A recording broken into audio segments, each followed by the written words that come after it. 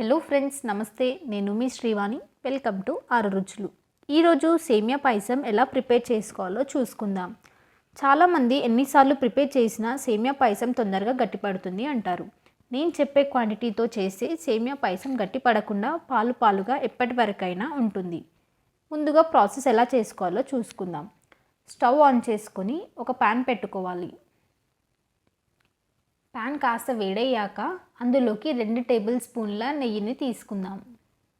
నెయ్యిలోకి ముందుగా కట్ చేసి పెట్టుకున్న బాదం పప్పు అలాగే జీడిపప్పుని తీసుకొని లైట్గా ఫ్రై చేసుకోవాలి. జీడిపప్పు బాదం పప్పు కాస్త ఫ్రై అయ్యాక అందులోకి కొన్ని కిస్మిస్ని తీసుకొని అవి కూడా ఫ్రై చేసుకోవాలి. ఇలా 1 నిమిషం పాటు వాటిని లో ఫ్లేమ్లో రోస్ట్ చేసుకోవాలి. ఇలా చేసుకున్న వాటిని ఇప్పుడు నెయ్యిలో నుంచి తీసి పక్కకు పెట్టుకోవాలి. అదే నెయ్యిలోకి 1 కప్పు సేమియాని తీసుకొని ఒక మంచి కలర్ వచ్చేంత వరకు మీడియం ఫ్లేమ్లోనే పెట్టుకొని వాటిని కూడా ఫ్రై చేసుకోవాలి.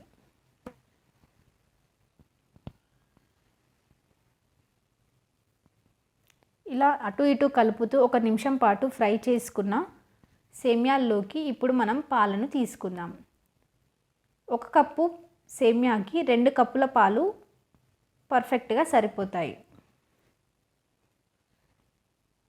2 కప్పుల పాలు తీసుకున్న తర్వాత ఒకసారి కలుపుకొని ఇప్పుడు దాంట్లోకి 3 కప్పుల నీళ్ళను పోసుకోవాలి. మనం ఏ కప్పుతో అయితే సేమియా పాలు తీసుకున్నామో అదే కప్పుతో 3 కప్పుల నీళ్ళు పోసుకోవాలి. ఇలా నీళ్ళు పోసుకున్న తర్వాత ఒక 5 నుంచి 7 నిమిషాల పాటు వాటిని మరిగించుకోవాలి. ఇలా మధ్య మధ్యలో కలుపుతూ సేమియాలని ఒక 5 నుంచి 7 నిమిషాల వరకు వాటిని మరిగించుకోవాలి. మనం మరిగించుకునేటప్పుడు పైనుండి నురగలాగా వస్తుంది. ఆ నురగను మనం తీసేయచ్చు. మీరు లో ఫ్యాట్ మిల్క్ యూజ్ చేసిన వాళ్ళు అయితే పైనుండి నురగ అనేది రాదు. నేను ఇక్కడ నార్మల్ ప్యాకెట్ పాలను తీసుకున్నాను. ఇలా 5 నుంచి 7 నిమిషాల తర్వాత సేమియాలు అనేవి ఉడికిపోతాయి. ఇప్పుడు దాంట్లోకి 1.5 కప్పు పంచదార తీసుకొని ఒకసారి కలుపుకోవాలి.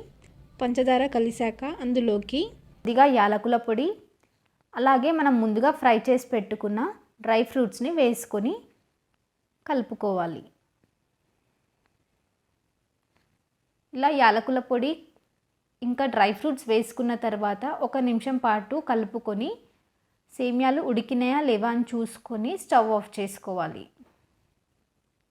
ఇలా స్టవ్ ఆఫ్ చేసుకున్న తర్వాత 1 నిమిషం పాటు అలాగే చల్లార్చుకోవాలి. 1 నిమిషం తర్వాత వేరే బౌల్లోకి సర్వ్ అవుట్ చేసుకోవాలి. చూసారు కదా, సేమియా పాయసం అనేది చాలా పర్ఫెక్ట్గా ప్రిపేర్ అయిపోయింది. మీరు ఎంతసేపు ఉంచినా సేమియా పాయసం మాత్రం గట్టిపడకుండా ఇలాగే పాలు పాలుగా ఉంటుంది. మీరు కూడా తప్పకుండా ట్రై చేసి మీ ఫీడ్బ్యాక్ని నాకు కామెంట్ చేయండి. మా ఛానల్ని మాత్రం సబ్స్క్రైబ్ చేసుకోవడం మర్చిపోకండి. Thank you for watching.